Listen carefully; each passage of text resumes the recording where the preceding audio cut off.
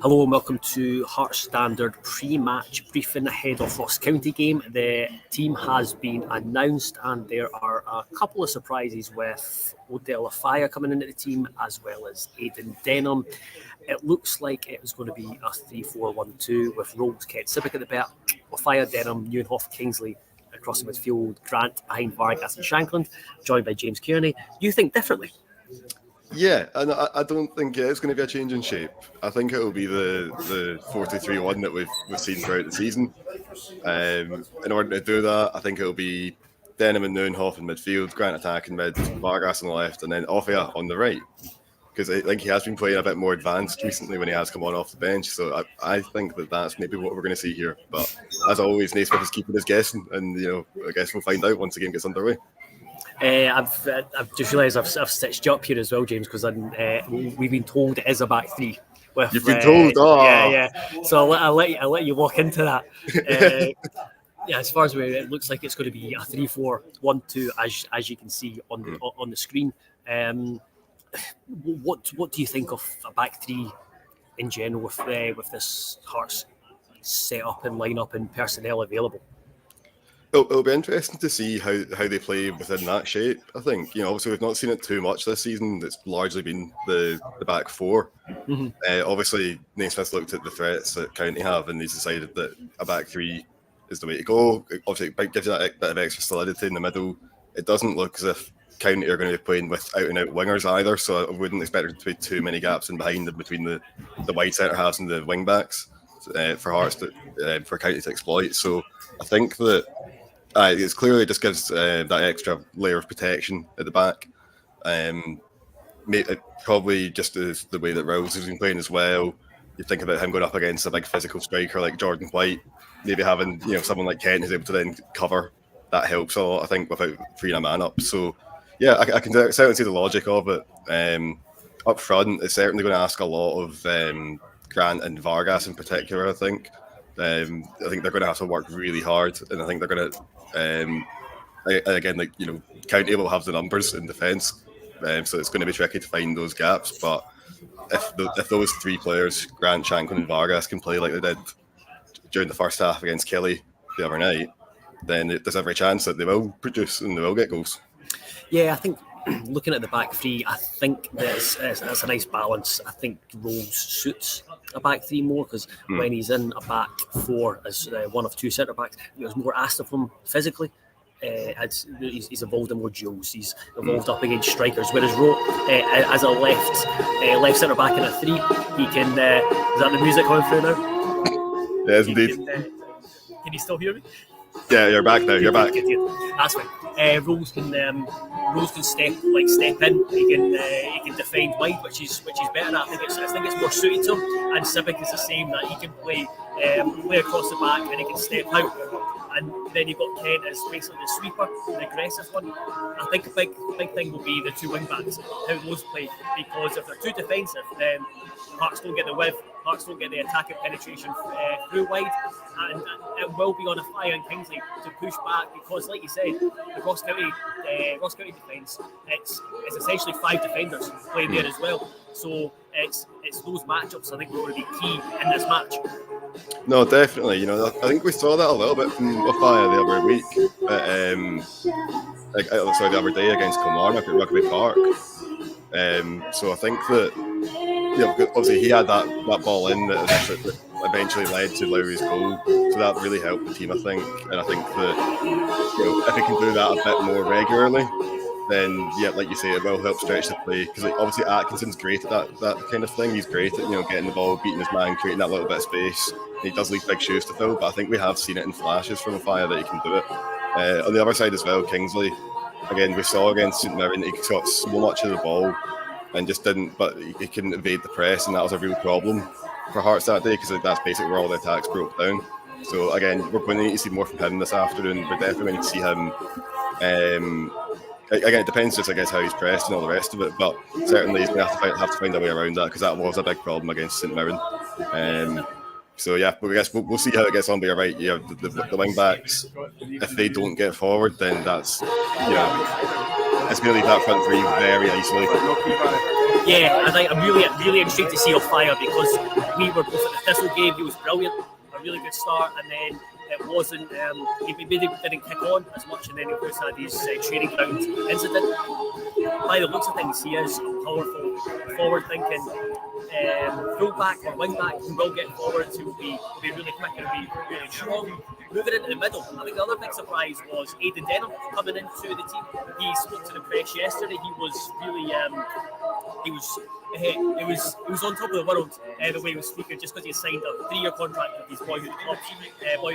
He actually talked about the potential of going on loan in January, just to if it would help his development. But now he is in the starting lineup. He's played alongside Callum Muirhoff, ahead of Benny Beningame and Peter Haddon. It's a big afternoon for him. Oh, definitely. You know, and like you say, it's a great endorsement of his position in the squad. The fact that, you know, just a day after signing that contract extension, he's managed to get himself into the first team. So it's also a huge afternoon for him, and you want to see exactly what he'll bring to the table. It's, I think, alongside Neuenhoff, obviously he's got an experienced head there.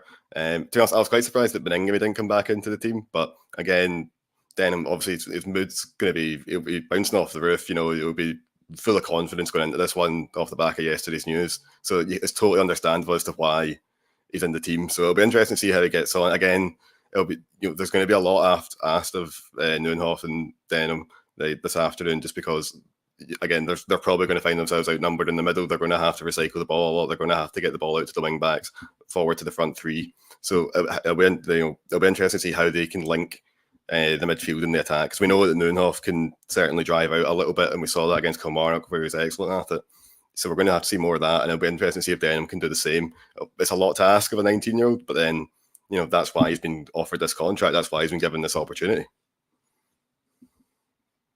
Yeah, I think it's sorry, I was on mute myself because the music is very, very nippy, as someone has pointed out.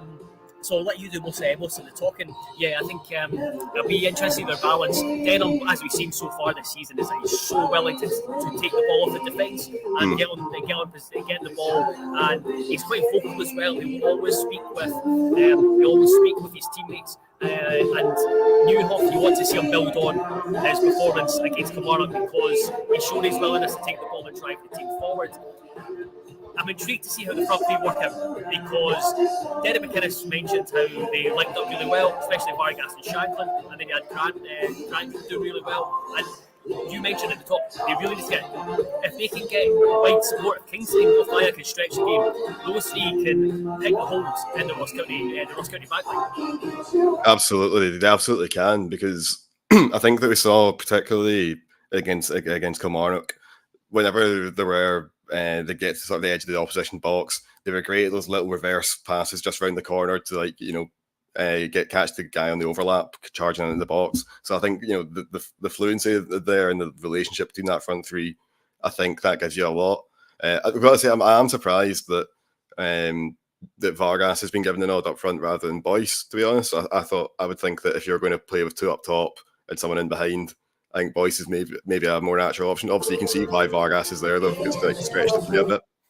So we will see what happens there. But I guess the good thing as well, you look at the bench, and it is a decent bench this afternoon as well. You know, obviously Boyce can come on and change the game. You know, even guys like Andy Halliday can come on basically anywhere. You know, Lowry, again, is probably going to be, you'd expect him to come on at some point after his goal scoring heroics in the midweek. So I think that it's a pretty decent lineup. Again, a lot will depend on, like you say, the wing backs and the midfield, and how making sure that front three aren't isolated. Because I think that's going to be the big challenge this afternoon, is making sure that Grant, Shanklin and Vargas all stay in the game and they can get on the ball and start moving and being creative together. I'm not going to lie, James. It's attacking three of Grant, Boyce and Shanklin. There's not a lot of pace there. So there's not. That's true. That would be my only issue. Three fantastic football players, but you want someone who is going to push the county defence back. I swear, this Ross County PA announcer is turning this music up just anytime I'm going to speak. Before we finish up, we may as well just touch on County. They're playing a 3-5-1-2, similar formation. They'll have Danda behind Jordan White, who's came back in, but it's Alex Samuel, rather than Simon Murray, who starts up front. I'm pretty happy with that. I think Alex Samuel is mobile, but he's not the greatest, and I'm going to jinx myself here by saying that. I think the defence, if they can keep those two quiet, I think Hearts are going to have a very strong performance. And like I've said in a show earlier this week, you've got Conor Randall in the centre midfield. Hearts should be able to dominate that midfield. Definitely, no, I think it's a good point to make. Yeah, obviously Randall, he's naturally a right back. He's not perhaps best suited to being there. Elsewhere in the midfield, though, I think that you look at Jan Danda. I think he's a fantastic player. I think he's a guy who definitely has to be kept quiet. I think they're going to have to give him very little time in the ball. And somebody else as well, who I've seen a lot over the last few years, Kyle Turner, who's an excellent kind of number 6, number 8 kind of playmaker. And he was excellent at Partick Thistle over the last few seasons, that more than earned his move into the Premiership. And I think one of the things that the Hearts definitely need to be aware of is the fact that he's very good from set pieces, particularly corners. He's got an excellent delivery on him. And obviously County aren't short of big lumps to aim for either. So, you can definitely see that being a dangerous thing. But even from open play as well, he's a really tidy player on the ball. He's got excellent balance, he's able to shift it and lose his man quite easily. So I think, to be honest, I think that Shackling, Danda and Turner, I think if you can stop both of them from playing, I think you're the creativity in the rest of the midfield just dries up, because like we say, Randall, that's not his job, that's not what he's there to do. So again, I think if you can get those two players and keep them quiet and make life difficult for them, you go a long way to nullifying basically any threat that County do have. Right, I will finish up there because of this hasty music. Give me a prediction, James. I will go for a 1-1 draw. Oh, positive. And yourself?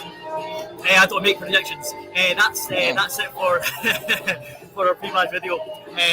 Be sure to be across heartstandard.co.uk for all the reaction after the match. We will have Steven Naismith and some instant analysis, and over the next couple of days. Thank you for listening, and goodbye, and hopefully enjoy the game.